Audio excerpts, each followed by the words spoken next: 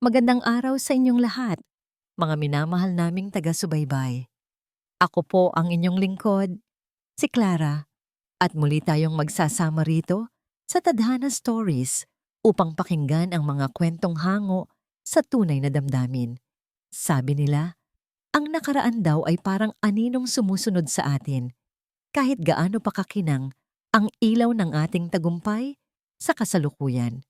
Paano kung sa gitna ng iyong pinakaimportanteng sandali, biglang magpakita ang isang mukhang pilit mong ibinaon sa limot?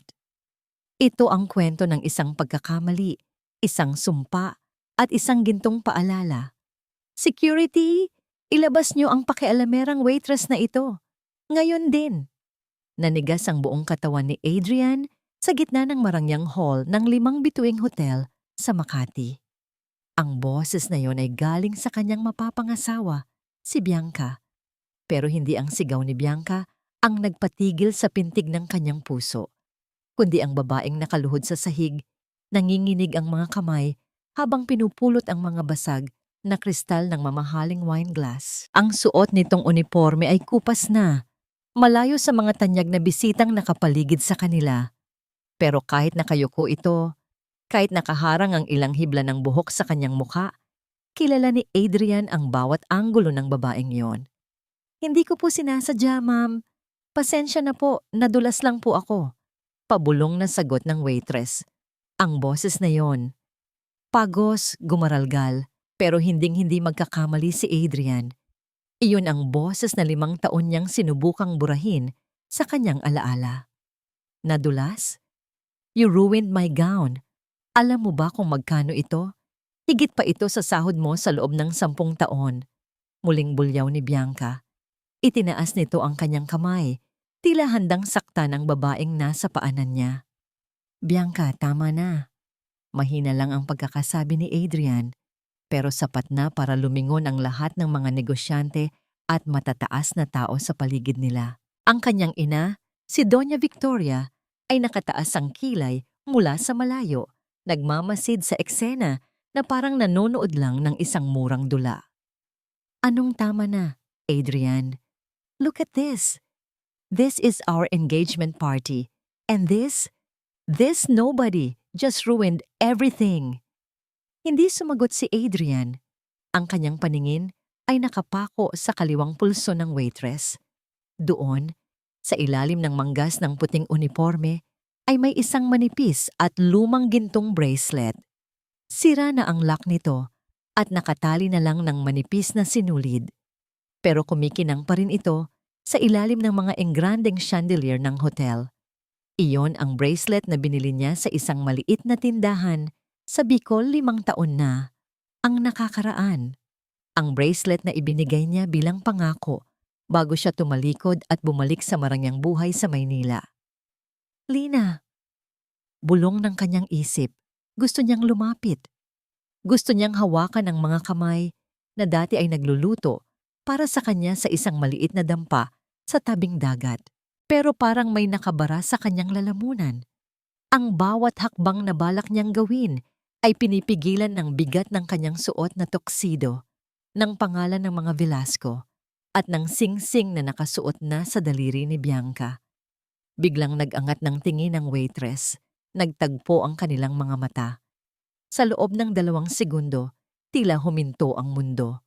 Nakita ni Adrian ang gulat, ang sakit, at ang matinding kahihiyan sa mga mata ni Lina.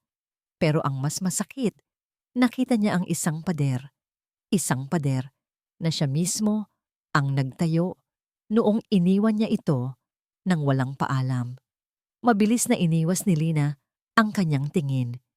Mas mabilis pa sa pagpikit ng mata, tumayo siya at hindi alintana ang dugong tumutulo mula sa kanyang daliri dahil sa pagkakasugat sa bubog. Pasensya na po muli.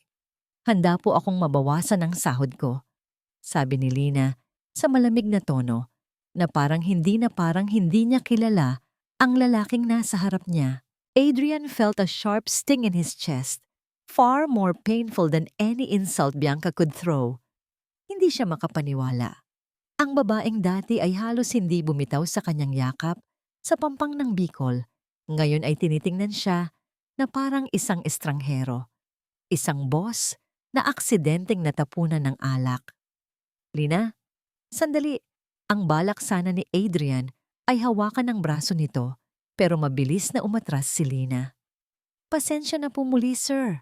Ma'am, lilinisin ko na lang po ang sahig, sabi ni Lina habang nakayuko pa rin. Ang kanyang mga kamay ay patuloy sa pagpulot ng mga bubog kahit na ang dulo ng kanyang mga daliri ay nagsisimula nang mag-iwan ng pulang bahid sa puting tiles. No, you're not just going to clean that. Manager, nasaan ang manager nyo? Sigaw ni Bianca na lalong nagalit dahil sa tila pagiging mahinahon ni Adrian. Lumapit ang isang lalaking nakabarong, ang floor manager ng hotel. Halata ang kaba sa mukha nito nang makita ang galit ng isang Monteverde. Yes, Ma'am Bianca? May problema po ba? This woman is incompetent. She ruined my night. Gusto ko, tanggalin niyo siya sa trabaho ngayon din. I don't want to see her face in this hotel ever again. Lalong napayuko si Lina. Nakita ni Adrian ang panginginig ng mga balikat nito. Alam niya ang takot na yon. Alam niya kung gaano kahalaga kay Lina ang bawat sentimo na kinikita nito. Noon, sapat na ang 1 kilo ng bigas para mapangiti ang babaeng ito. Pero ngayon, sa gitna ng karangyaan ng Makati, ang trabahong ito ang tanging hawak niya para mabuhay. Ma'am, pag-uusapan po natin. Subok ng manager. There is nothing to talk about. It's either she leaves or we pull out all our investments from this hotel. Choose, banta ni Bianca. Lina, umalis ka na muna. Pumunta ka na sa locker room. Utos ng manager. Nabakas ang panghihinayang sa boses. Hindi sumagot si Lina. Dahan-dahan siyang tumayo, bitbit ang tray na puno ng basag na kristal at ang kanyang nasirang dangal. Hindi siya tumingin kay Adrian. Ni isang sulyap, hindi niya ito binigyan. Dire-diretso siyang naglakad patungo sa pinto ng kusina. Ang bawat hakbang ay tila isang mabigat na parusa. Adrian, are you okay? Bakit parang nakakita ka ng multo? Tanong ni Bianca habang hinihimas ang braso ng kanyang fiancé. I need to go to the restroom. Maikling sagot ni Adrian. Hindi na niya hinintay ang sagot ni Bianca. Mabilis siyang naglakad, hindi patungo sa banyo, kundi patungo sa service exit na dinaanan ni Lina. Lumabas siya sa likod ng hotel, sa isang madilim na eskinita kung saan naghihintay ang mga tauhan para sa kanilang shift. Ang ulan ay nagsisimulang pumatak, malamig at malungkot. Doon, sa ilalim ng isang maliit na poste ng ilaw, nakita niya si Lina. Nakasuot na ito ng simpleng t-shirt at maong, bitbit ang isang lumang bag. Nakasandal siya sa pader, ang mukha ay nakatingala sa langit. Hinahayaang humalo ang ulan sa mga luhang kanina pa niya pinipigilan. Lina, tawag ni Adrian, napalingon si Lina. Sa pagkakataong ito, hindi na niya naitago ang galit sa kanyang mga mata. Ano pang kailangan mo, Adrian? Hindi pa ba sapat na nawalan ako ng trabaho dahil sa inyo? I'm sorry. Hindi ko alam na nandito ka. Bakit ka nandito sa Makati? Bakit hindi mo sinabi sa akin? Sinabi sa'yo? Tumawa si Lina, isang tawang puno ng pait. Saan kita hahanapin? Sa mga magazine? Sa mga balita tungkol sa susunod mong malaking investment? Iniwan mo ako, Adrian. 5 taon na ang nakakalipas. Huwag mong pagsalitaan ang nakaraan na parang may pakialam ka pa. Lina, may dahilan kung bakit ako umalis. Wala na akong pakialam sa dahilan mo. Maayos na ang buhay ko bago ka nagpakita muli sa harap ko. Tumalikod na si Lina para maglakad palayo. Pero mabilis siyang nahawakan ni Adrian sa pulso. Doon, muling naramdaman ni Adrian ang gintong bracelet. Pero bago pa siya makapagsalita, may isang luma at kalawanging tricycle na huminto sa tapat nila. Isang lalaki ang bumaba, hingal na hingal.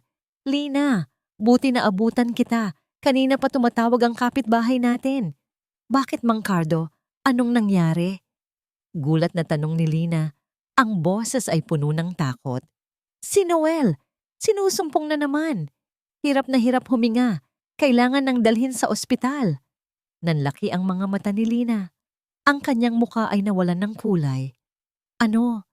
Teka, sasama ako. Mang Cardo, bilisan nyo. Mabilis na sumakay si Lina sa tricycle. Hindi man lang muling nilingon si Adrian. Habang mabilis na humaharurot ang tricycle palayo sa Marangyang Hotel, naiwan si Adrian na nakatayo sa ilalim ng ulan. Noel. Ang pangalang iyon ay parang isang kidlat na tumama sa kanyang isipan. Noel! Bulong ni Adrian sa sarili. Sino si Noel?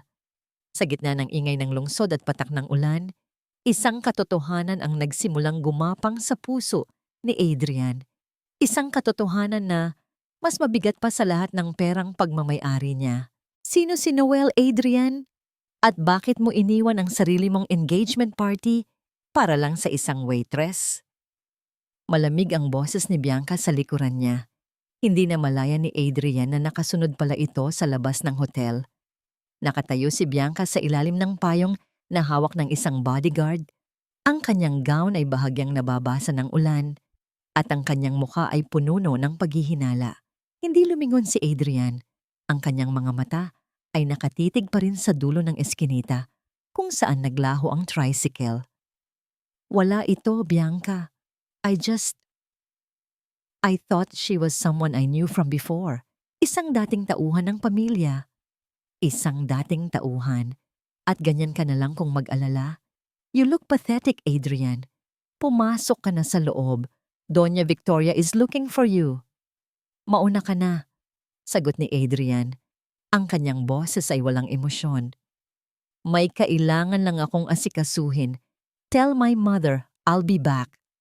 Hindi na niya hinintay ang reklamo ni Bianca. Mabilis siyang sumakay sa kanyang sasakyan at binalingan ng driver. Sundon mo ang tricycle na yon. Huwag mong papawalan sa paningin mo. Dinala siya ng kanyang driver sa isang pampublikong ospital sa labas ng Makati. Malayo ang itsura nito sa malilinis na hallway ng hotel. Dito, amoy gamot at iyak ng mga pasyente ang bumubungad sa bawat sulok. Nakita ni Adrian si Lina na mabilis na pumasok sa emergency room, buhat ang isang batang lalaki na nakabalot sa kumot. Huminto si Adrian sa tapat ng pinto.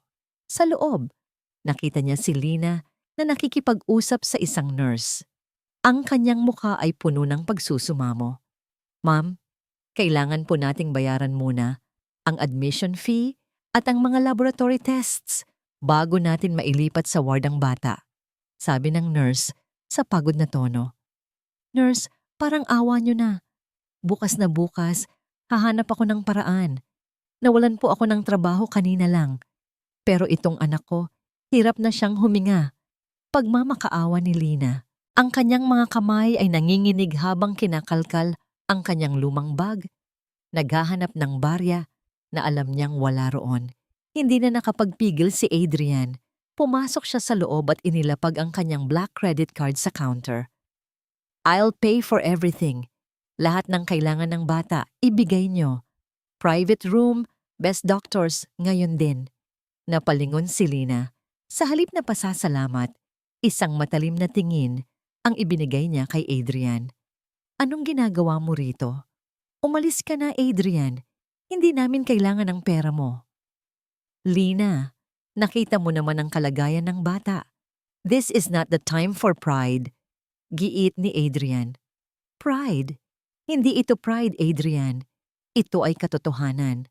Wala kang karapatang pumasok sa buhay namin pagkatapos ng ginawa mo. Lalapit sana si Adrian para hawakan ang balikat ni Lina.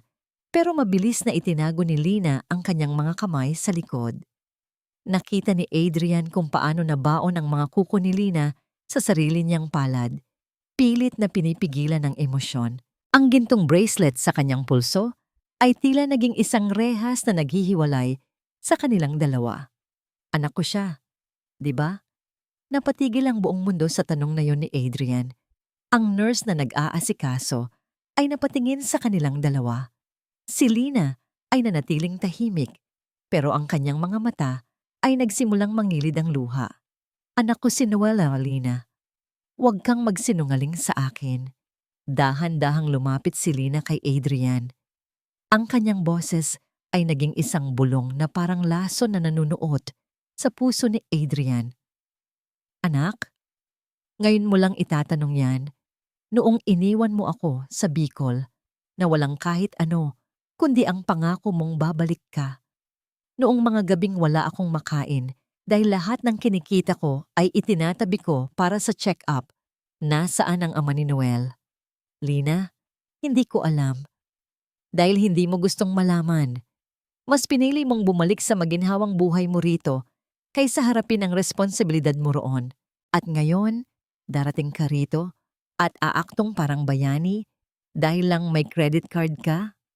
Lumingon si Lina sa loob ng emergency room kung saan nakahiga ang bata.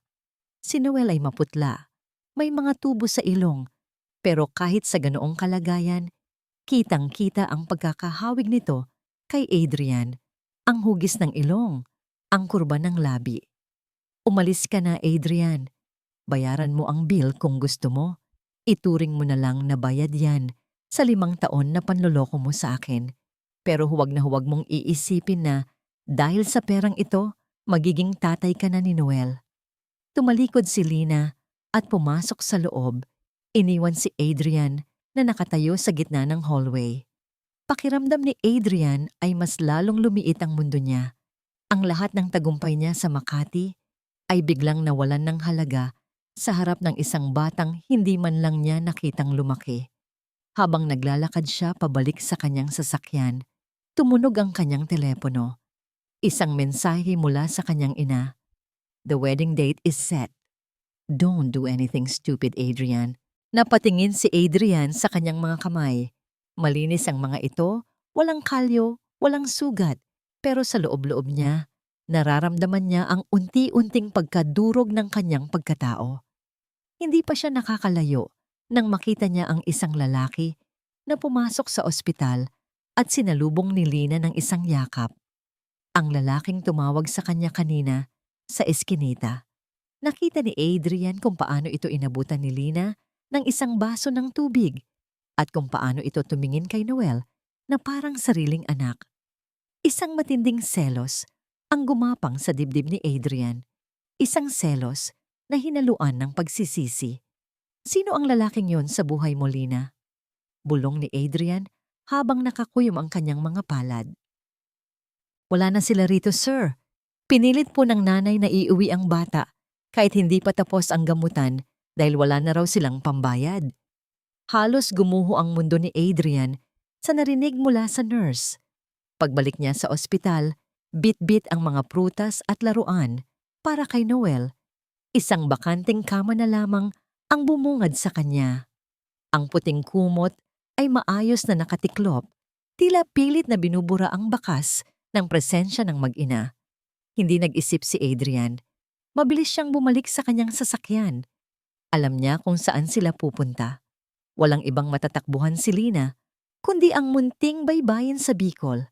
Ang lugar kung saan lahat ay nagsimula at kung saan niya rin ito tinapos 5 taon na ang nakakalipas. 10 oras na biyahe. Ang bawat kilometro ay tila isang latay sa kanyang konsensya. Habang binabaybay ang daan patungong Bicol, naalala ni Adrian ang huling gabi nila roon. Ang pangako niyang babalik siya pagkatapos lang ng 1 linggo sa Maynila. 1 linggo na naging 1 buwan. 1 buwan hanggang sa naging 5 taon ng pananahimik. Nang makarating siya sa dulo ng kalsada, bumungad sa kanya ang amoy ng dagat at tuyo. Ang mga bahay dito ay gawa lang sa nipa at kawayan, pilit na kumakapit sa lupa laban sa hangin. Huminto ang kanyang mamahaling SUV sa tapat ng isang kubo na tila kahit anong oras ay bibigay na. Mula sa loob ng sasakyan, nakita niya si Lina. Nakasuot ito ng kupas na duster, abala sa pagbibilad ng isda sa tapat ng kanilang bahay. At sa tabi nito, nakaupo sa isang maliit na bangko si Noel. Ang bata ay nakasuot ng maluwag na sando. Maputla pa rin pero may sigla na ang mga mata. Nakita ni Adrian kung paano kumuha si Lina ng isang maliit na piraso ng tinapay mula sa supot. Hinati ito ni Lina. Ang mas malaking bahagi ay ibinigay kay Noel, habang ang maliit na tira ay isinubo niya sa kanyang sarili. "Masarap ba, anak?" tanong ni Lina habang hinahaplos ang buhok ng bata. "Opo, nanay. Sana po bukas may palaman na." Masayang sagot ni Noel bago tumawa ng mahina. Napahawak si Adrian sa manibela. Ang puso niya ay tila pinipiga. Siya, na kayang bumili ng pinakamahal na steak sa Makati, ay nanonood sa sarili niyang anak na masaya na sa isang pirasong tuyong tinapay. Ang bawat tawa ni Noel ay tila isang sampal sa kanyang pagiging CEO, sa kanyang mga milyones sa bangko na walang saysay sa harap ng ganitong eksena. Hindi na nakapagpigil si Adrian. Binuksan niya ang pinto ng sasakyan at bumaba. Ang tunog ng pagsara ng pinto ay bumasag sa katahimikan ng paligid. Napalingon si Lina. Ang kanyang mukha ay agad na nabalot ng takot at galit. "Adrian, anong ginagawa mo rito? Paano mo kami nahanap?" Ngunit bago pa makasagot si Adrian, tumayo si Noel mula sa kanyang kinauupuan. Tumingala ang bata kay Adrian. Ang kanyang maliliit na mata ay puno ng kuryosidad at isang uri ng pagkilala na hindi maipaliwanag. Dahan-dahang lumapit si Noel sa kanya, habang si Lina ay tila estatwa na hindi makagalaw. Hinawakan ng bata ang makintab na tela ng pantalon ni Adrian. Tumingala ito. Ang mga mata ay nagniningning sa ilalim ng sikat ng araw. "Ang ganda po ng suot nyo. Para kayong yung nasa picture ni nanay." Inosenteng sabi ni Noel. Parang tinusok ng libu-libong karayom ang puso ni Adrian. "Noel?" Bulong niya. Ang kanyang boses ay nanginginig. Dahan-dahan siyang lumuhod para mapantayan ang bata. Hindi alintana kung madumihan man ang kanyang mamahaling pantalon sa lupang tinitirikan ng kubo. "Noel, pumasok ka sa loob." "Ngayon din," sigaw ni Lina. Mabilis siyang lumapit at hinila ang bata palayo kay Adrian. Niyakap niya si Noel ng mahigpit na tila ba isang malaking panganib ang lalaking nasa harap nila. "Nanay, nasasaktan po ako," reklamo ni Noel. "Pumasok ka na, anak. Huwag kang kakausap sa mga estranghero," utos ni Lina. Ang kanyang mga mata ay nananatiling nakapako kay Adrian. Nang makapasok ang bata sa loob ng barong-barong, tumayo si Adrian. "Lina, please, hayaan mo akong magpaliwanag. Hindi ko alam na may anak tayo. Hindi mo sinabi sa akin bago ako umalis." "Sinabi? Paano ko sasabihin sa'yo, Adrian? Noong nalaman kong buntis ako, sinubukan kitang tawagan ng paulit-ulit. Pero laging sekretary mo ang sumasagot. Sabi nila, busy ka. Sabi nila, huwag na kitang guluhin dahil ikakasal ka na." Napailing si Adrian. "Wala akong alam sa mga tawag na yon. Ang akala mo, okay lang na iwan mo ako rito dahil isa lang akong babaeng probinsyana na naging libangan mo habang nagbabakasyon ka? Adrian, tumingin ka sa paligid mo." Itinuro ni Lina ang kanilang dampa na butas-butas ang bubong. "Ito ang buhay namin. Habang ikaw ay kumakain sa mga mamahaling restaurant, ang anak mo ay nagtitiis sa lugaw na walang lasa." Napayuko si Adrian, ngunit bago pa siya makapagsalita, lumingon si Noel mula sa bintana ng kubo. "Nanay, siya na po ba si Papa?" Tanong ng bata sa maliit na tinig. "Siya na po ba yung tatay ko na sabi niyo ay nasa malayo lang at nagtatrabaho para sa amin?" Hindi nakasagot si Lina. Ang katahimikan ay naging kasing bigat ng langit bago ang isang malakas na bagyo. Tumingin si Noel kay Adrian. Puno ng pag-asa ang mga mata. "Kayo po ba si Papa?" Ang tanong na yon, ang pinakamabigat na parusang natanggap ni Adrian sa buong buhay niya. Bumagsak ang katahimikan sa pagitan ng tatlo. Ang tanging naririnig ay ang hampas ng ngalon sa di kalayuan at ang mabilis na paghinga ni Adrian. Tumingin siya sa mga mata ni Noel. mga matang kasing linaw ng dagat sa Bicol, pero puno ng mga tanong na hindi niya alam kung paano sasagutin. Hindi siya ang papa mo, Noel. Pumasok ka na sa loob, sigaw ni Lina. Ang kanyang boses ay nanginginig, hindi sa galit, kundi sa takot na baka makuha ni Adrian ang loob ng bata. Pero nanay, kamukha niya po yung nasa picture. Sabi nang pumasok ka na. Sa takot sa boses ng ina, mabilis na tumakbo si Noel pabalik sa loob ng dampa. Naiwan ang dalawa sa ilalim ng nagbabagang araw. Nararamdaman ni Adrian ang lagkit ng pawis sa kanyang leeg, ang amoy ng tuyo at alat ng dagat na tila nanunuot sa kanyang mamahaling tuxedo jacket. Lina, huwag mo namang gawin sa bata yan. He deserves to know. Mahinang sabi ni Adrian. He deserves to know ano ang sasabihin ko sa kanya, na ang tatay niya ay isang lalaking mas pinili ang yaman at pangalan kaysa sa amin, na ang tatay niya ay biglang sumulpot pagkatapos ng 5 taon dahil lang nakonsensya siya. Hinarap ni Lina si Adrian. Ang kanyang mga mata ay nagbabaga. 5 taon, Adrian. 5 taon akong naglalakad sa kalsada, naglalaba ng damit ng ibang tao, nagtitinda ng isda sa palengke para lang may maipakain sa kanya. Nasaan ka nung bumabagyo at nililipad ang bubong namin? Nasaan ka nung umiiyak si Noel dahil wala siyang gatas? Mabilis na kinuha ni Adrian ang kanyang checkbook mula sa bulsa. Lina, I'm sorry. I know money can't fix everything. Pero please, tanggapin mo ito. Para kay Noel. Para maayos ang bahay niyo. Para makabili siya ng gamot. Inilahad ni Adrian ang tseke. Isang halaga na sapat na para makabili ng isang maayos na bahay sa bayan. Pero bago pa man ito mahawakan ni Lina, bigla nitong hinablot ang papel at pinunit-punit sa harap ng mukha ni Adrian. Hindi pagkain ang kailangan namin mula sa iyo, Adrian. Hindi namin kailangan ang limos mo.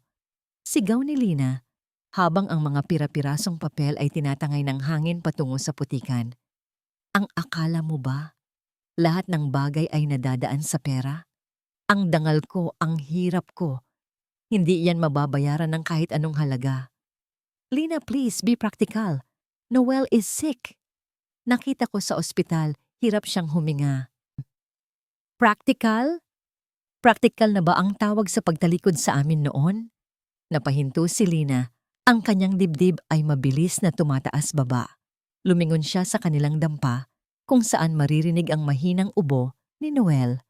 Ang tunog na yon ay parang isang kutsilyong humihiwa sa puso ni Adrian. Hindi ko alam na ganoon kalala ang pinagdaanan niyo. I was stupid. I followed my mother's orders because I thought I was doing the right thing for our future, oh. Your future, Adrian, hindi para sa amin, kundi para sa'yo. Biglang napatigil ang usapan nila nang marinig ang isang malakas na kalabog mula sa loob ng kubo.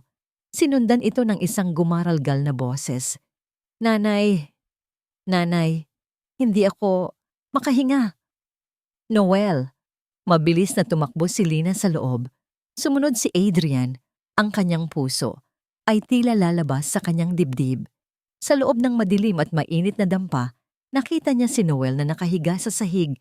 Hawak-hawak ang kanyang dibdib at asul na ang mga labi. Noel! Anak! Gisising! Sigaw ni Lina habang kinakarga ang bata. Mang Cardo! Tulong ang anak ko! Natigilan si Adrian nang makita ang kalagayan ng bata sa malapitan. Ang dampa ay butas-butas, ang init ng araw ay direktang tumatama sa loob at walang kahit anong kagamitan para sa emergency. Ang tanging nandoon ay isang lumang electric fan na hindi man lang umiikot. Lina, ibigay mo siya sa akin. Dalhin natin siya sa ospital. Ngayon din. Utos ni Adrian sa boses na punong-puno ng awtoridad. Huwag mong hahawakan ang anak ko. Lina, mamamatay ang bata. Kung magmamatigas ka pa, gamitin mo ang utak mo. Iligtas natin si Noel. Sa gitna ng desperasyon, napatingin si Lina sa nanghihinang anak.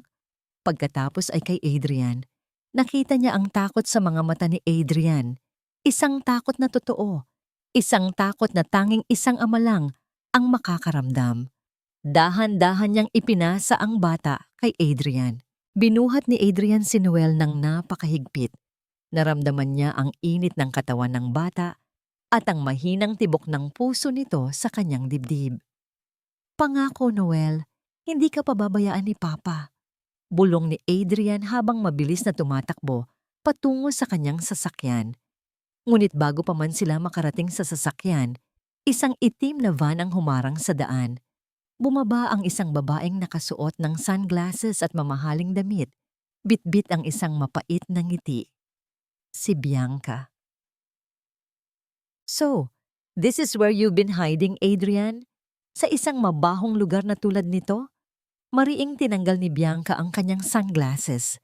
Ang kanyang boses ay puno ng pandidiri habang pinagmamasdan ng paligid. Ang putikan, ang amoy ng tuyong isda, at ang dampa ni Lina.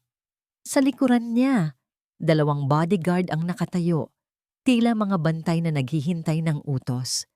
Bianca, wala akong oras para sa'yo. Umalis ka sa daan. Asik ni Adrian.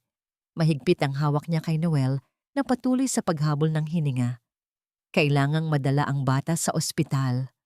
Ang bata o ang nanay? Tumingin si Bianca kay Lina na nakatayo sa likod ni Adrian. Gulo-gulo ang buhok at basa ng luha ang muka.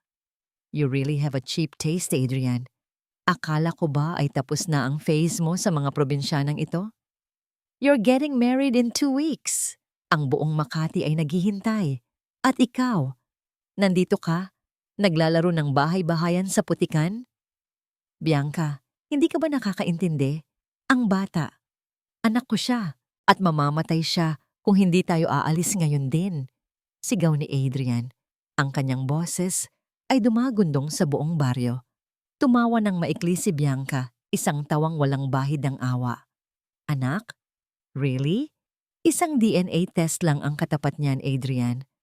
Common sense naman. Alam nating lahat na ang mga babaeng katulad niya ay gagawin ang lahat para lang makakuha ng pera sa mga lalaking tulad mo. She's just a gold digger in a duster, Adrian. Huwag niyo po siyang pagsalitaan ng ganyan. Mahinang sabi ni Lina. Ang kanyang boses ay pilit na lumalabas sa gitna ng hikbi. Wala kaming hinihingi sa inyo. Umalis na lang kayo. Shut up! Hindi ikaw ang kinakausap ko. Bulyaw ni Bianca kay Lina. Nagdilim ang paningin ni Adrian. Sa gitna ng init ng bikol at ng bigat ng katawan ni Noel sa kanyang braso, may isang bagay na pumutok sa loob niya. Humakbang siya ng pasulong. Inilagay ang kanyang katawan sa pagitan ni Bianca at ni Lina. Bianca, sapat na! Sigaw ni Adrian. Huwag na huwag mong pagsasalitaan si Lina ng ganyan sa harap ko. At huwag mong itatangi ang anak ko. Kung ayaw mong tumabi, babanggain ko ang sasakyan mo. Hindi ako nagbibiro. Natigilan si Bianca. Ito ang unang pagkakataon na tinaasan siya ng boses ni Adrian para sa ibang babae. Ang kanyang muka ay namula sa galit at hiyang naramdaman sa harap ng kanyang mga bodyguard. Fine, go! Iligtas mo ang batang yan. Bulyaw ni Bianca habang marahas na sumenyas sa kanyang driver na itabi ang van. Pero tandaan mo ito, Adrian Velasco. Once you step into that hospital with them, you are making a choice. Ang kumpanya, ang posisyon mo, ang mana mo mula kay Doña Victoria. Lahat yan ay mawawala sa iyo. Hindi na lumingon si Adrian. Mabilis siyang pumasok sa kanyang sasakyan, kasunod si Lina, nakandong ang nanghihinang si Noel. Pinaharurot niya ang sasakyan, iniwan ang alikabok, at ang nagngingit-ngit na si Bianca sa gitna ng daan. Sa loob ng sasakyan, ang tanging naririnig ay ang mabilis na tibok ng puso ni Adrian at ang mahinang ungol ni Noel. Nararamdaman ni Adrian ang tingin ni Lina sa kanya, isang tingin na puno ng pagtataka at takot. Bakit mo ginawa yun? Bulong ni Lina habang hinahaplos ang noo ng anak. Mawawala ang lahat sa'yo, Adrian. Hindi kami worth it. Huminga ng malalim si Adrian. Ang kanyang mga kamay ay mahigpit na nakakapit sa manibela. Lina, 5 taon akong naging duwag. Akala ko, ang tagumpay ay nasusukat sa laki ng kumpanya at sa kinang ng pangalan ko sa Makati. Pero noong nakita kong nag-aagaw buhay ang anak ko, doon ko nalaman na ang lahat ng yaman ko ay basurang walang kwenta kung mawawala siya. Hindi sumagot si Lina. Nanatili siyang nakatingin sa labas ng bintana habang ang kanyang mga luha ay patuloy na pumapatak sa kumot na nakabalot kay Noel. Huli na ang lahat para sa mga salitang, "Yan Adrian." Masyado nang malalim ang sugat. Nang makarating sila sa pinakamalaking ospital sa probinsya, tila naging isang bagyo si Adrian. Hindi siya naghintay ng pila. "I need the best cardiologist. Ngayon din, I am Adrian Velasco at babayaran ko ang kahit magkano."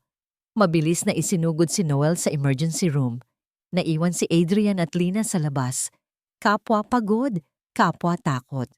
Umupo si Lina sa isang sulok ng sahig, nakayakap sa kanyang sarili, habang si Adrian ay pabalik-balik na naglalakad sa hallway, tila isang leon na nakakulong sa rehas. "Lina, kumain ka muna. Bibili lang ako sa labas." Alok ni Adrian, pilit na pinapalambot ang kanyang boses. "Wala akong gana. Ang gusto ko lang, gumaling ang anak ko." Malamig na tugon ni Lina, hindi man lang tiningnan ang lalaki. Biglang tumunog ang telepono ni Adrian. Mula ito sa kanyang ina, si Doña Victoria. Sa halip na sagutin, pinatayan niya ito ng tawag. Pero hindi lumipas ang 1 minuto, isang lalaking nakabarong at may bitbit na briefcase ang lumapit sa kanila sa hallway. "Attorney Guerrero?" Gulat na tanong ni Adrian. "Anong ginagawa mo rito?" "Your mother sent me, Adrian," sabi ng abogado sa seryoso at walang emosyong tono. Alam niya ang lahat at may dala akong mensahe para sa'yo at para rin sa babaeng ito. Tumingin ang abogado kay Lina, na ngayon ay tumayo na rin ng may pag-aalinlangan at kaba. Inilabas ng abogado ang isang makapal na brown envelope mula sa kanyang bag. "Doña Victoria is giving you an ultimatum, Adrian. Bumalik ka sa Maynila ngayon din at ituloy ang kasal kay Bianca. At para naman sa'yo, Miss Lina." Humarap ang abogado kay Lina na may mapang-uring tingin. May offer ang pamilya Velasco. Isang halagang hindi mo makikita sa buong buhay mo, kapalit ng isang bagay. "Anong bagay?" tanong ni Lina. Ang kanyang boses ay nanginginig sa takot. "Ang bata. Kapalit ng pirma mo sa dokumentong ito, isinusuko mo ang lahat ng karapatan mo kay Noel sa pamilya Velasco. Kukunin namin ang bata, dadalhin sa Amerika para sa pinakamahusay na operasyon, pero hinding-hindi mo na siya muling makikita. Ito ang tanging paraan para mabuhay ang anak mo." Nanlaki ang mga mata ni Lina. Ang kanyang mukha ay nawalan ng kulay, mas maputla pa kaysa sa anak niyang nasa loob ng ER. Tumingin siya kay Adrian. Ang kanyang mga mata ay puno ng hinala at sakit. "Adrian, kasama ka ba rito? Ito ba ang plano niyo?" Bulong ni Lina. "Hindi. Attorney Guerrero, ano itong kalokohan na ito? Umalis ka rito." Sigaw ni Adrian, akmang susuguri ng abogado. "It's not a joke, Adrian. This is your mother's way of cleaning up your mess. Either you follow her, or we take the child by force through the court." Isipin mo ang kapakanan ng bata, Miss Lina. Wala kang pera, wala kang trabaho. Mamamatay ang anak mo sa piling mo dahil sa kahirapan. Ang bawat salita ng abogado ay tila isang hatol ng kamatayan. Sa gitna ng kanilang tensyon, biglang bumukas ang pinto ng emergency room. Mabilis na lumabas ang isang nurse, pawisan at tila nagmamadali. "Nurse, ang anak ko?" sigaw ni Lina. "Severe cardiac arrest. Kinakailangan na nating i-defibrillate ang bata. Code Blue! Code Blue!" Kasabay ng pagsigaw ng nurse, maririnig mula sa loob ang mahaba, at nakakangilong tunog ng cardiac monitor. Isang diretso at walang katapusang beep na nagpapahiwatig na tumigil na ang pagtibok ng puso ni Noel. Noel, anak ko! Sigaw ni Lina habang pilit na pumapasok sa loob, pero hinarangan siya ng mga security guard na kasama ng abogado. Pirmahan mo na, Miss Lina. Bawat segundong lumilipas na nagmamatigas ka, mas malapit ang anak mo sa libingan. Malamig at walang bahid ng awa ang boses ni Attorney Guerrero. Inilahad niya ang ballpen kay Lina habang sa loob ng silid ay naririnig ang sigaw ng mga nurse at ang ritmong mekanikal ng makinang pilit, binubuhay ang munting puso ni Noel. Napaluhod si Lina sa harap ng salaming pinto ng emergency room. Ang kanyang mga kamay, na may mga sugat pa mula sa pagkabasag ng kristal sa Makati, ay nakadikit sa malamig na pinto. Ang bawat beep ng monitor ay tila isang martilyo na dumudurog sa kanyang pagkatao. Lina, huwag! Huwag mong pirmahan yan! Sigaw ni Adrian. Mabilis niyang kinuha ang kanyang wallet at hinarap ang cashier sa dulo ng hallway. I'll pay! I'll pay everything! Ngayon din. I'm sorry, Mr. Velasco. Sabi ng cashier habang nakatingin sa computer screen. Your accounts have been frozen. Lahat ng cards nyo, decline. Tumawag po ang bangko nyo kanina lang. Nabitawan ni Adrian ang kanyang wallet. Nanigas siya sa kinatatayuan. Ang lahat ng kapangyarihan na akala niya ay nasa kamay niya. Ang yaman na ipinagmalaki niya sa harap ni Lina ay biglang naglaho na parang bula. Alam niya kung sino ang may gawa nito. Ang kanyang ina. Si Doña Victoria ay tinitiyak na wala siyang ibang takbuhan kundi ang pagsuko. Adrian, bulong ni Lina. Ang kanyang boses ay halos hindi marinig. Tiningnan niya si Adrian na ngayon ay mukhang lupaypay at walang kapangyarihan. Wala ka na ring silbi, di ba? Ang akala ko ba, ililigtas mo kami? Lina, hahanap ako ng paraan. Ibebenta ko ang sasakyan ko, ang relo ko. Wala na tayong oras, bulyaw ni Lina. Tumayo siya at hinarap ang abogado. Ang kanyang muka ay puno ng matinding pagkamuhing. Hindi pa nakikita ni Adrian noon. Hinablot niya ang ballpen. Ito ba ang gusto niyo? Ang makuha ang anak ko dahil hindi ko siya kayang gamutin? Tanong ni Lina sa abogado. Ito ba ang respeto at dangal na ipinagmamalaki ng pamilya Velasco? Ang magnakaw ng bata gamit ang pera? Practicality, Miss Lina. We provide life, you provide the child. Sagot ng abogado.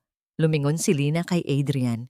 Tumingin siya sa mga matang dati ay pinaghugutan niya ng pag-asa noong sila ay nasa Bicol pa.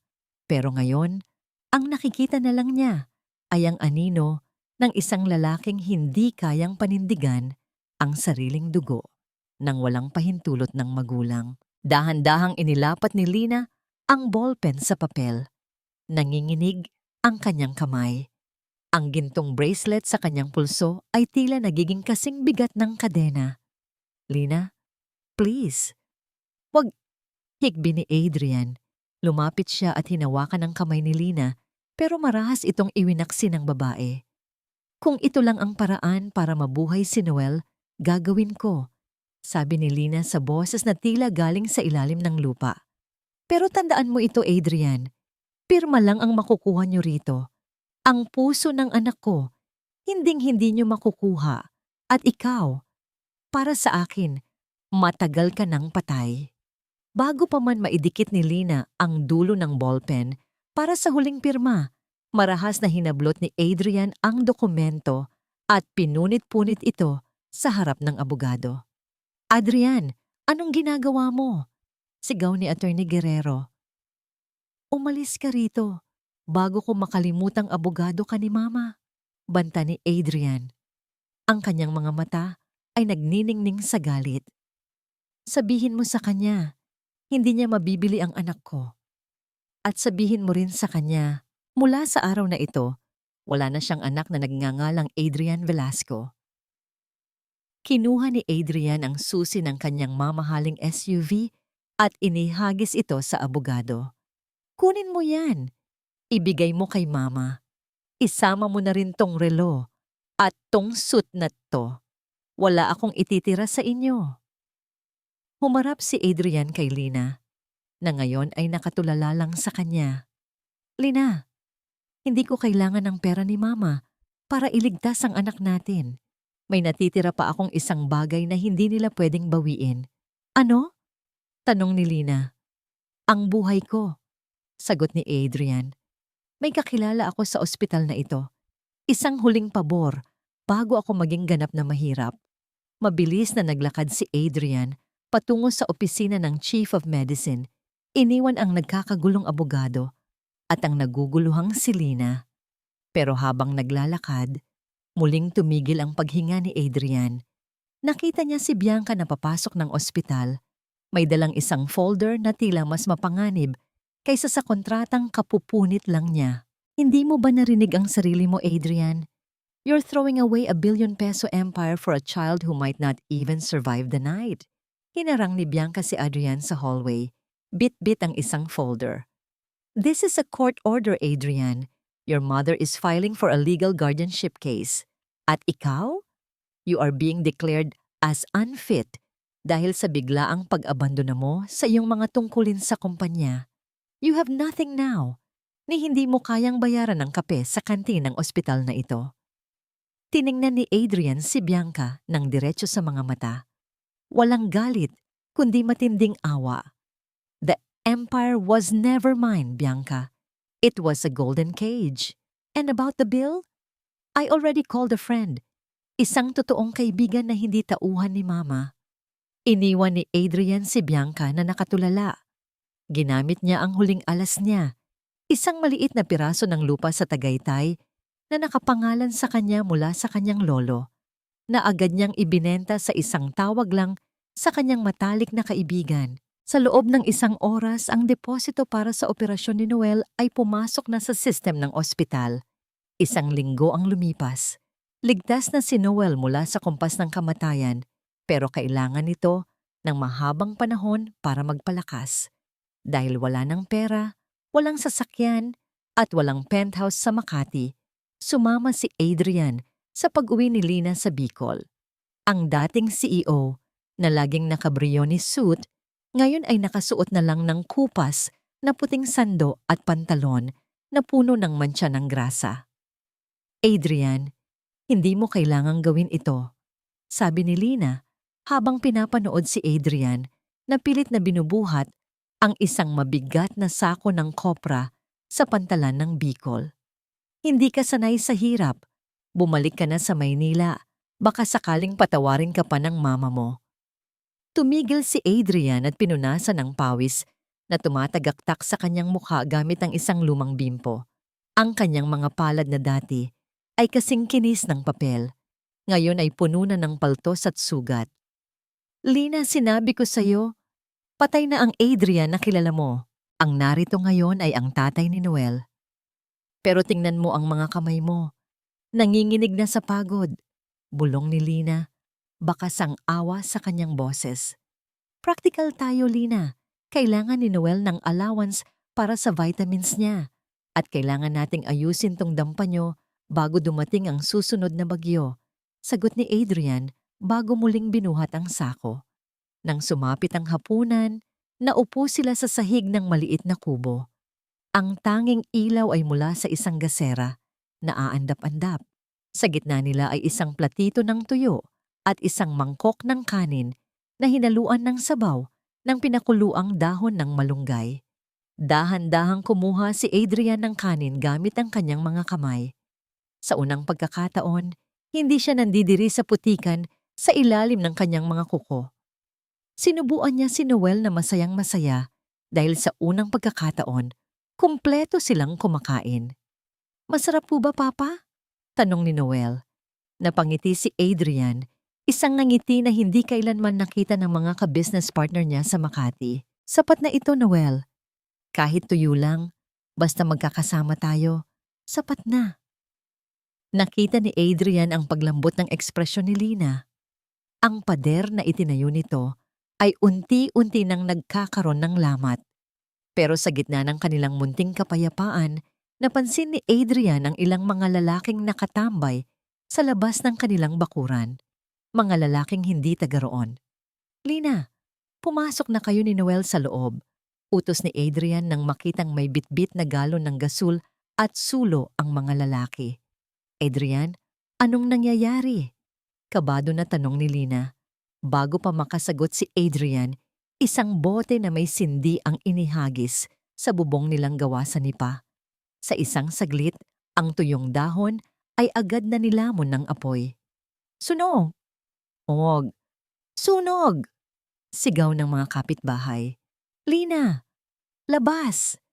Hila ni Adrian sa mag-ina habang ang init ng apoy ay nagsisimula nang tumupok sa kanilang kaisa-isang tahanan. Sa gitna ng kaguluhan, nakita ni Adrian ang isang pamilyar na itim na sasakyan na dahan-dahang umaalis mula sa kadiliman ng kalsada. Alam niya ang mensaheng iyon. Hindi sila papatayin, pero sisiguraduhin ng pamilya niya na wala silang matitirhang kahit anong bubong sa ilalim ng langit. Niyakap ni Adrian si Noel at Lina habang pinapanood nilang maging abo ang kanilang kubo. Ang apoy ay sumasalamin sa mga mata ni Adrian, isang apoy ng determinasyon na hindi matutupok ng kahit anong banta. Umuusok pa ang mga natitirang poste ng kanilang kubo nang sumikat ang araw sa baybayin ng Bicol. Walang naiwan kundi abo at ang amoy ng sunog na kawayan. Si Lina ay nakaupo sa isang tumpok ng buhangin. Yakap-yakap si Noel na mahimbing pang natutulog, tila hindi alam na wala na silang babalikan. Hindi nagsalita si Adrian. Namumula ang kanyang mga mata, hindi lang dahil sa puyat, kundi dahil sa nagbabagang galit. Pero alam niyang wala siyang oras para magalit. Lina, huwag kang mag-alala. Itatayo natin itong muli. Mahinang sabi ni Adrian habang pinupulot ang isang charred na piraso ng kahoy. Paano, Adrian? Wala na tayong gamit, wala na tayong pera. Hikbi ni Lina. Bakit ba nila tayo hindi maipag-iwanan ng mag-isa? Bakit kailangang pati ang maliit naming buhay kukunin pa nila? Dahil akala nila, susuko ako. Akala nila, babalik ako sa Makati kapag nakita kong nahihirapan kayo. Sagot ni Adrian. Humarap siya kay Lina. Ang kanyang mukha ay seryoso. Pero hindi nila alam. Mas gusto ko pang mamatay dito kasama nyo kaysa mabuhay doon na wala kayo. Sa sumunod na 2 linggo, naging usap-usapan si Adrian sa buong barangay. Ang dating CEO na akala ng lahat ay bakasyonista lang, ngayon ay naging pinakamasipag na kargador sa pantalan. Araw-araw, bago pa sumikat ang araw, naroon na siya sa pampang, tumutulong sa pagbaba ng mga banyera ng isda mula sa mga bangka. Ang kanyang mga balikat ay puno na ng pasa. Ang kanyang mga palad ay makapal na ang kalyo. Pero bawat piso na kinikita niya ay itinatabi niya para sa gatas ni Noel at para sa mga materyales ng itinatayo niyang munting dampa. Isang hapon, habang nag-aayos si Adrian ng mga yero para sa bagong sapa ni Lina, lumapit ang ilang mga mangingisda. Sir Adrian, heto po oh. May mga sobrang kawayan kami rito. Gamitin niyo na sa pag-aayos ng tindahan ni Lina. Sabi ni Mang Cardo, bit-bit ang ilang mahahabang kawayan. Salamat, Mang Cardo. Pero baka kailangan niyo rin ito. Sagot ni Adrian. Naku, huwag niyo na kaming alalahanin. Nakita namin kung paano kayo nagpakitang gilas sa pantalan. Hindi niyo kami tinalikuran nung nasunugan kayo. Utang na loob namin ang makitang maayos muli ang buhay ni Lina. Nakangiting sabi ng matanda. Doon naramdaman ni Adrian ang isang bagay na hindi niya kailanman naramdaman sa Makati. Ang tunay na respeto. Hindi dahil sa posisyon niya, kundi dahil sa pagkatao niya. Habang nagpukpok ng huling pako para sa sapa ni Lina, biglang nakaramdam si Adrian ng matinding pag-ikot ng paligid. Tumigil ang mundo sa paningin niya. Napahawak siya sa poste, pilit na pinapakalma ang kanyang sarili. Isang mainit na likido ang naramdaman niyang gumalaw mula sa kanyang ilong. Idinapo niya ang kanyang kamay sa ilalim ng ilong. Pula, dugo. Adrian, okay ka lang ba? Tawag ni Lina mula sa loob. Halika na rito. Nakahanda na ang merienda natin. Mabilis na pinunasan ni Adrian ang dugo gamit ang kanyang sando. Oo, Lina. Sandali lang, tatapusin ko lang tong isang pako. Pilit niyang itinaas ang kanyang binate. Pero sa bawat pagtaas ng kanyang braso, tila may libu-libong karayom na tumutusok sa kanyang ulo. Nanlalabo ang kanyang paningin. Nakita niya si Noel na tumatakbo patungo sa kanya. Bit-bit ang isang baso ng tubig. Papa! Papa! Ang galing niyo po! Tapos na po ang tindahan ni nanay. Masayang sigaw ng bata. Ngumiti si Adrian, isang matamis, pero nangihinang ngiti. Para sa inyo yan, anak. Itinaas ni Adrian ang martilyo para sa huling pagkakataon. Pero bago pa man tumama ang martilyo sa pako, binitawan ito ng kanyang mga kamay. Ting! Ang tunog ng bakal na tumama sa semento ay naging huling ingay na narinig ni Adrian. Tuluyan nang nagdilim ang kanyang paningin. Bumagsak si Adrian sa lupa, walang malay. Sa harap ng nagtititiling si Lina at nang umiiyak na si Noel. Huwag po kayong masyadong umasa, ma'am. Malubha ang lagay ng pasyente. Ang mga salitang yon ng doktor ay parang bombang sumabog sa loob ng maliit at masikip na ward ng ospital sa probinsya. Walang aircon, tanging mga lumang bentilador lang ang nagpapaikot ng mainit na hangin. Nakahiga si Adrian sa isang kalawanging kama. May mga tubong nakakabit sa kanyang ilong at braso. Ang kanyang balat na dati ay maputi at alagang-alaga. Ngayon ay tuyot at tila dumidikit na sa kanyang mga buto. Dok, pagod lang po siya. Nagtatrabaho po siya sa pantalan araw-araw. Pilit na paliwanag ni Lina habang hawak-hawak ang nanginginig na kamay ni Adrian. Hindi lang ito pagod, ma'am. Ang mga lab tests niya ay nagpapakita ng matinding impeksyon at may nakita kaming bukol sa kanyang baga. Ang tawag dito ay silent killer. Lumala ito dahil sa sobrang stress, puyat at kakulangan sa sustansya. Kailangan siyang mailipat sa Maynila para sa operasyon. Kung hindi na siya aabot ng 1 linggo. Napaatras si Lina. Napatingin siya kay Adrian. Ito ang lalaking binuwis ang lahat para sa kanila. Ang lalaking tinalikuran ang ginto para sa putikan. At ngayon, ang putikang iyon ang unti-unting pumapatay sa kanya. Lina! Mahinang tawag ni Adrian. Idinilat niya ang kanyang mga mata, pero wala na itong ningning. Huwag kang makinig sa kanila.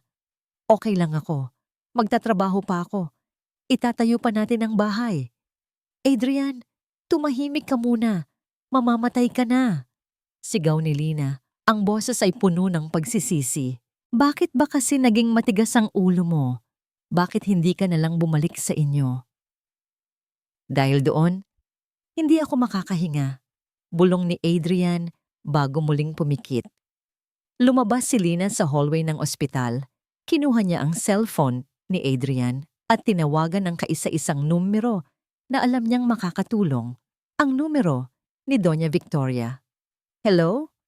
Madam, si Lina po ito. Si Adrian po, nag-aagaw buhay dito sa Bicol. Kailangan niya ng tulong niyo. Pagsusumamo ni Lina. I have no son named Adrian. Ang malamig na sagot mula sa kabilang linya.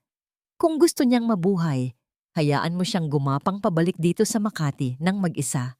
Huwag mo akong gagamitin para makuha ang pera ko, babae. Tuot. Tut. Tut.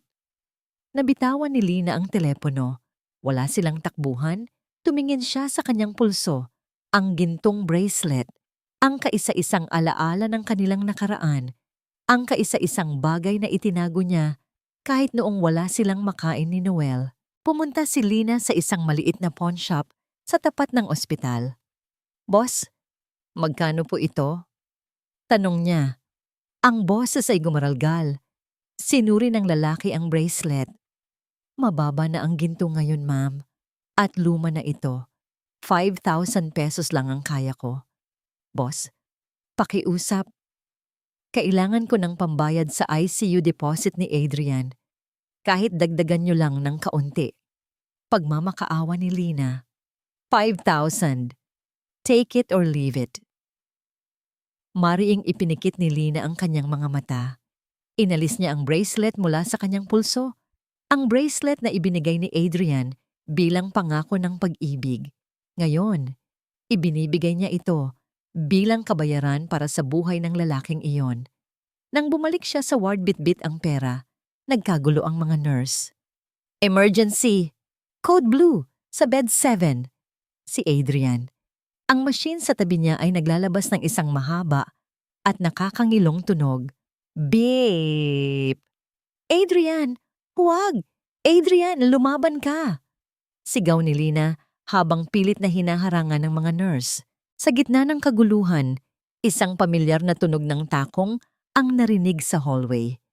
Bumukas ang pinto at pumasok si Bianca. Wala itong dalang tulong. Sa halip, bitbit nito ang isang mapait na ngiti habang nakatingin sa nag-agaw buhay na dating fiancé. Dahan-dahang lumapit si Bianca sa tabi ng kama ni Adrian habang abala ang mga nurse sa kabilang kwarto para kumuha ng defibrillator. Tinitigan ni Bianca ang monitor. Inilapit niya ang kanyang kamay sa main power switch ng oxygen concentrator na nagbibigay ng hininga kay Adrian. Sabi ko sa'yo, Adrian, akin ka lang. Kung hindi kita makukuha, walang pwedeng magmay-ari sa'yo. Lalo na ang hampas lupang ito. Bulong ni Bianca. Dahan-dahan niyang inilipat ang switch patungo sa OF. Anong ginagawa mo? Isang malakas na hampas ang tumama sa kamay ni Bianca bago pa man niya tuluyang maipatay ang makina. Napasigaw si Bianca sa gulat at sakit nang itulak siya ni Lina palayo sa kama ni Adrian. How dare you touch me? Bulyaw ni Bianca habang hinihimas ang kanyang namumulang braso. Ikaaw ang anong ginagawa mo rito? Ang boses ni Lina ay hindi na nanginginig sa takot. Ito ay boses ng isang inang handang pumatay para protektahan ang kanyang pamilya. Nakita ko ang ginawa mo, Bianca. Gusto mong patayin si Adrian. He's better off dead than being with you. Singhal ni Bianca. Ang kanyang muka ay baluktot sa galit. Tingnan mo siya. Mukha na siyang bangkay. At ikaw ang may kasalanan nito. Kung hindi mo siya nilandi sa Bicol, kung hindi mo siya ginamit para magkapera, hindi siya magkakaganito. Umalis ka rito. Mahinang sabi ni Lina, pero puno ng awtoridad. Umalis ka, bago ko makalimutang babae ka rin. Hindi ako titigil hanggat hindi ka nabubulok sa kulungan sa tangkang pagpatay na ginawa mo. You have no proof. Ang Diyos ang saksi ko, Bianca, at sapat na yon. Lumapit si Lina sa pinto at marahas itong binuksan. Security! May intruder dito. Ilabas niyo ang babaeng ito. Dahil sa takot na mapahiya sa harap ng mga tao sa ospital, mabilis na naglakad palayo si Bianca. Pero bago siya tuluyang lumisan, lumingon siya ng may kasamaan. This isn't over. Mamamatay rin yan at maiiwan kang mag-isa sa putikan. Nang makaalis si Bianca, nanghina ang mga tuhod ni Lina. Napaupo siya sa tabi ng kama ni Adrian at hinawakan ang kanyang malamig na kamay. Ang monitor ay nagsisimula nang bumalik sa normal na ritmo, pero mahina pa rin. Lumipas ang 3 araw. Hindi umalis si Lina sa tabi ni Adrian. Doon na siya natutulog sa semento. Doon na siya naglalaba ng mga bimpo na ipinampunas niya sa katawan ng lalaki. Gabi-gabi, habang tulog na si Noel sa kabilang upuan, bumubulong si Lina sa tenga ni Adrian. Adrian, lumaban ka. Sabi mo, itatayo pa natin ang bahay natin. Sabi mo, tuturuan mo pa si Noel mangisda. Huwag mo kaming iwan. Pinapatawad na kita, Adrian. Matagal na kitang pinatawad. Isang hating gabi, habang ang buong ospital ay tahimik, isang lalaking nakasuit ang pumasok sa ward. Hindi ito si Attorney Guerrero. Ito ay si Marco, ang matalik na kaibigan ni Adrian mula sa Makati. Miss Lina, ako si Marco, bulong nito. Hinanap ko kayo sa buong Bicol. May dala akong balita. Kung tungkol yan kay Doña Victoria, wala kaming kailangan sa kanya. Matigas na sabi ni Lina, hindi ito tungkol sa kanya. Bago maging ganap na unfit si Adrian sa kumpanya, may itinabi siyang trust fund para kay Noel. At may isang property sa pangalan mo na matagal na niyang binili. Noon pa mang nasa Bicol pa siya. Hindi ito alam ng pamilya niya. It's a legal loophole. May sapat na pera rito para sa operasyon niya sa pinakamagaling na ospital sa bansa. Napatingin si Lina sa sobrang iniabot ni Marco. Ang luha niya ay muling pumatak. Sa gitna ng lahat ng paninira at pagpapahirap ng pamilya Velasco, may isang bagay na hindi nila nakuha. Ang pagmamahal ni Adrian na noon pa man ay nakaplano na para sa kanilang seguridad. Biglang naramdaman ni Lina ang isang mahinang pagpisil sa kanyang kamay. Mabilis siyang tumingin kay Adrian. Ang mga mata ni Adrian ay dahan-dahang bumubukas. Ang kanyang mga labi ay tuyot pero pilit na gumagalaw. Lina, isang mahinang bulong. Halos hangin lang ang lumabas. Adrian! Adrian! Naririnig mo ba ako? Sigaw ni Lina sa tuwa. Ngumiti ng bahagya si Adrian, isang nangiting puno ng pagod, pero punong-puno ng pag-asa. Noel, ang anak natin. Ligtas siya, Adrian. Ligtas tayong lahat. Sa sandaling iyon, ang tunog ng monitor ay tila naging isang masayang musika sa pandinig ni Lina. Ang dilim ng nakaraan ay unti-unti nang nilalamon ng liwanag ng isang bagong simula. 3 buwan ang lumipas, ang amoy ng alat ng dagat sa Bicol ay hindi na amoy ng hirap para kay Adrian, kundi amoy ng bagong simula. Sa pampang kung saan siya dating bumagsak dahil sa sakit, nakatayo na ngayon ang isang maliit pero matibay na istruktura, ang Velasco and Sons Boat Repairs. Gamit ang perang itinabi niya noon pa man at sa tulong ni Marco, hindi bumalik si Adrian sa Makati. Sa halip dinala niya ang Makati sa Bicol.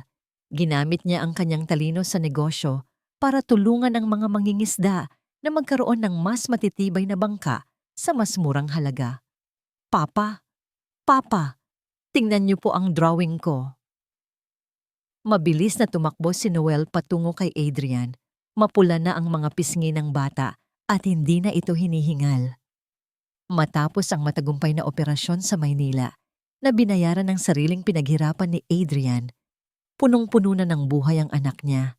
Binuhat ni Adrian ang bata at hinalikan sa noo. Ang galing naman ng engineer ko. Balang araw, ikaw na ang gagawa ng pinakamalaking barko rito, ha? Adrian, merienda muna kayo. Lumabas si Lina mula sa kanilang bagong bahay. Hindi na ito dampa, kundi isang maayos na bungalo na yari sa semento at kahoy. Napapaligiran ng mga halamang sili at malunggay. Nakasuot siya ng malinis na damit at ang kanyang muka ay wala ng bakas ng puyat at takot. Habang kumakain sila sa balkonahe, biglang tumayo si Adrian at may kinuha sa kanyang bulsa. Isang maliit na pulang kahon. Lina, may nakalimutan akong ibigay sa'yo noong gabi ng operasyon ko. Mahinang sabi ni Adrian. Binuksan niya ang kahon. Doon, nakahiga ang pamilyar na gintong bracelet. Kumikinang ito, malinis na malinis, at may bago ng matibay na lock. Paano? Paano mo ito nakuha? Naibenta ko na ito sa pawn shop. Gulat na tanong ni Lina habang hinahaplos ang alahas. Pinuntahan ko ang may-ari ng pawn shop nung nakakalakad na ako. Sabi niya, may isang babaeng umiiyak na nag-iwan niyan kapalit ng buhay ng mahal niya. Sabi ko sa kanya, hinding-hindi ko pwedeng hayaang mawala ang bracelet na ito. Dahil ito ang saksi kung gaano mo ako kamahal, kahit na wala akong kwentang lalaki noon. Dahan-dahang isinuot ni Adrian ang bracelet sa pulso ni Lina. Lina, noon ibinigay ko ito bilang pangako na babalik ako. Ngayon, ibinibigay ko ito bilang panata na hinding-hindi na ako aalis. Hindi na ako ang CEO ng Velasco Investments. Ako na lang si Adrian, ang asawa mo at tatay ni Noel. Napaluha si Lina. Pero sa pagkakataong ito, luha ito ng kaligayahan. Niyakap niya si Adrian nang mahigpit habang ang araw ay dahan-dahang lumulubog sa abot-tanaw ng Bicol. Ngunit ang kanilang sandali ay naantala ng isang marangyang itim na Mercedes-Benz ang dahan-dahang huminto sa tapat ng kanilang bakuran. Ang kinang ng sasakyan ay tila hindi nababagay sa payak na kapaligiran ng nayon. Bumukas ang pinto ng sasakyan. Isang babaeng nakasuot ng terno, maayos ang buhok, at may matikas na tindig ang bumaba. Si Doña Victoria. Walang bodyguard, walang abogado. Nakatayo lang siya roon. Pinagmamasdan ng kanyang anak na may hawak na martilyo at ang babaeng dati ay tinawag niyang hampas lupa. Nagkatinginan si Adrian at Lina. Ramdam ni Adrian ang panginginig ng kamay ni Lina. Kaya mas lalo niya itong hinawakan ng mahigpit. Humakbang si Adrian pasulong. Hinarap ang kanyang ina ng may taas noo at buong dignidad. "Mama, anong ginagawa niyo rito?" tanong ni Adrian. Ang boses ay kalmado pero matatag. Hindi agad sumagot ang matanda. Tiningnan niya si Noel na nagtatago sa likod ng binti ni Adrian. Pagkatapos, tumingin siya sa maliit na talyer at sa simpleng bahay. Sa unang pagkakataon, nakita ni Adrian ang paglambot sa mga mata ng kanyang ina. Isang bagay na hindi niya nakita sa loob ng 3 dekada sa Makati. "I heard the shipyard is doing well," sabi ni Doña Victoria sa mahinang boses. "At narinig ko rin na magaling na ang apo ko." "Opo, Mama. Magaling na si Noel. At masaya na kami rito," tugon ni Adrian. Huminga ng malalim si Doña Victoria. Inabot niya ang kanyang bag at may inilabas na isang sobre, pero bago pa man niya ito maiabot, itinaas ni Adrian ang kanyang kamay. "Kung pera yan, Mama, wag na po. Sapat na ang kinikita ko para pakainin ang pamilya ko." "Hindi ito pera, Adrian," sabi ni Doña Victoria, bakas ang pait sa kanyang ngiti. "Ito ang imbitasyon para sa fiesta sa Makati at ang dokumento ng pagkilala ko kay Noel bilang legal na tagapagmana ng pangalang Velasco. Hindi ko hinihiling na bumalik kayo. Gusto ko lang makilala ang apo ko bago pa ako tuluyang tumanda nang mag-isa sa malaking bahay na yun." Tumingin si Adrian kay Lina. Nakita niya ang pagtango ni Lina. Ang mapagpatawad na pusong Bicolana ay muling nagpakita ng kabutihan. "Sige po, Mama. Pero dito po tayo kakain. Tuyong isda at gata ang ulam namin. Kaya niyo po ba?" Biro ni Adrian. Napangiti si Doña Victoria, isang totoong ngiti. "Subukan natin." Habang naglalakad sila patungo sa loob ng bahay, naramdaman ni Adrian ang init ng araw at ang pag-ibig ng kanyang pamilya. Alam niyang hindi naging madali ang landas na tinahak niya, pero sa bawat paltos at sugat, natagpuan niya ang tunay na kayamanan. Mga minamahal kong taga-subaybay, narito na tayo sa huling pahina ng ating kwento. Isang paglalakbay na nagsimula sa sakit at pagkakamali, ngunit nagtapos sa isang matamis na pag-asa. Sabi nga nila, ang tunay na kayamanan ay hindi nasusukat sa kintab ng ginto, kundi sa tibay ng pagmamahalan sa gitna ng unos. Halina't pakinggan natin ang huling yugto ng Ang Gintong Paalala. Isang payapang hapon sa baybayin ng Bicol. Ang langit ay kulay kahel at lila, habang ang mga alon ay tila humahalik sa pampang sa isang banayad na ritmo. Sa tapat ng Velasco and Sons Boat Repairs, nakaupo si Adrian sa isang malaking piraso ng troso. Pinapanood si Noel na masayang nagtatakbo sa buhanginan kasama ang kanilang aso. Wala na ang mga mamahaling relo ni Adrian. Wala na ang kanyang mga dekalidad na suit. Ang kanyang mga kamay ay may mga permanenteng marka na ng pagtatrabaho, mga kalyo at maliliit na sugat na nagsisilbing medalya ng kanyang bagong buhay. Ngunit sa bawat paghinga niya, nararamdaman niya ang isang uri ng kapayapaan na hindi niya kailanman naramdaman sa loob ng mga de-aircon na opisina sa Makati. Papa, halika na po, kakain na tayo," Sigaw ni Noel, ang boses ay punong-puno ng sigla. Tumayo si Adrian at binuhat ang anak. Sa malayo, nakita niya si Lina na nakatayo sa pintuan ng kanilang bahay. Nakasuot ito ng simpleng puting blusa. At sa kanyang pulso, kumikinang ang gintong bracelet sa ilalim ng huling sinag ng araw. Hindi na ito simbolo ng isang napakong pangako. Ito na ang simbolo ng isang pamilyang binuo muli mula sa mga abo. Lina, kamusta ang niluluto mo? Tanong ni Adrian habang inilalapag si Noel. Masarap. Gaya ng dati. May dala ring sariwang gulay si Mang Cardo kanina. Bilang pasasalamat sa pag-ayos mo ng bangka niya. Nakangiting sagot ni Lina. Lumapit si Adrian at hinawakan ang kamay ni Lina. Nagkatinginan sila, isang tinging puno ng pag-unawa. Sa loob ng ilang buwan, natutunan nilang bitawan ang lahat ng pait. Pinatawad na ni Lina si Adrian, hindi dahil nakalimutan niya ang sakit, kundi dahil mas pinili niyang mahalin ang lalaking nagbago para sa kanila. At si Adrian, pinatawad na rin niya ang kanyang sarili. Natutunan niyang ang pagiging lalaki ay hindi nasusukat sa kapangyarihan, kundi sa paninindigan sa mga taong mahalaga sa kanya. Kahit ang kanyang ina, si Doña Victoria, ay unti-unti na ring nagbabago. Bagamat nasa Makati pa rin ito, linggo-linggo itong tumatawag para kumustahin ang kanyang apo.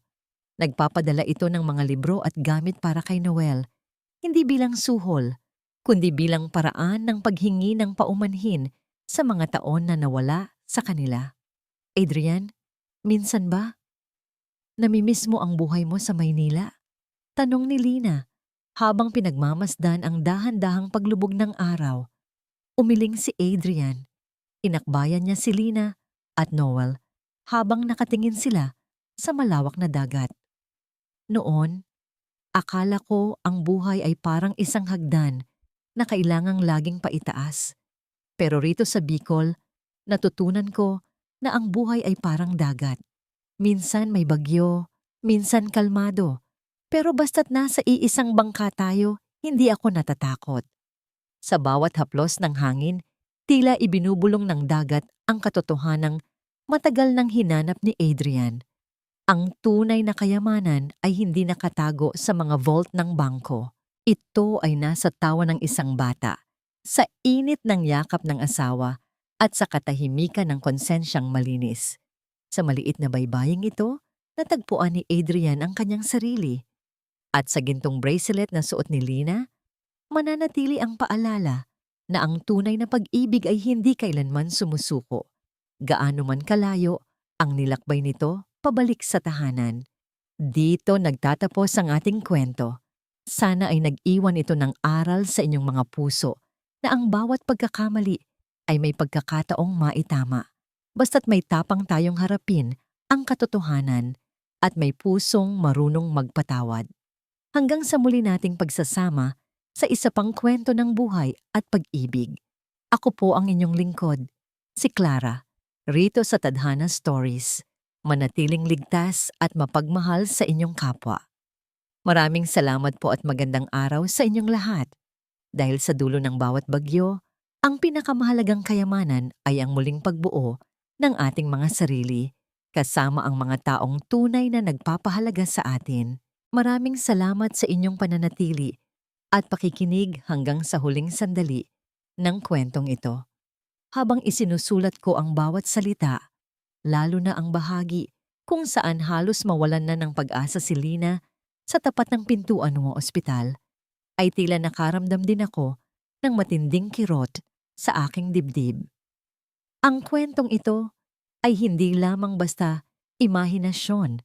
Ito ay hango sa mga totoong karanasan ng katatagan na nakikita ko sa ating mga kababaihan, sa mga inang handang maging pader para sa kanilang mga anak, kahit sila mismo ay guguho na. Ang anggintong paalala ay isang paalala sa ating lahat na ang pag-ibig ay hindi lamang tungkol sa mga mabulaklak na salita, kundi sa lakas ng loob na aminin ang ating mga pagkakamali at ang tiyaga na itama ang mga ito sa gitna ng putikan ng buhay. Ang pagsisisi ay parang isang maliit na sulo sa dilim. Maaaring hindi nito agad mabago ang nakaraan, pero ito ang gagabay sa atin patungo sa isang mas maliwanag na bukas. Sa pagtatapos ng kwento ni Adrian at Lina, may isang tanong na nais kong iwanan sa inyong mga puso. Sa tingin niyo ba, sapat na ang ginawa ni Adrian upang tunay na mabura ang 5 taon ng kanyang pananahimik? O sadyang napakabuti lang ba talaga ng puso ni Lina para magbigay ng pangalawang pagkakataon? Nais ko pong marinig ang inyong mga saloobin. Ibahagi niyo po ang inyong nararamdaman sa ating comment section. Huwag niyo rin pong kalimutang i-like at i-share ang ating kwento upang mas marami pa tayong maabot na pusong nangangailangan ng inspirasyon at pag-asa. Ang inyong suporta ang nagbibigay ng buhay sa aming mga panulat hanggang sa susunod nating paglalakbay ng puso.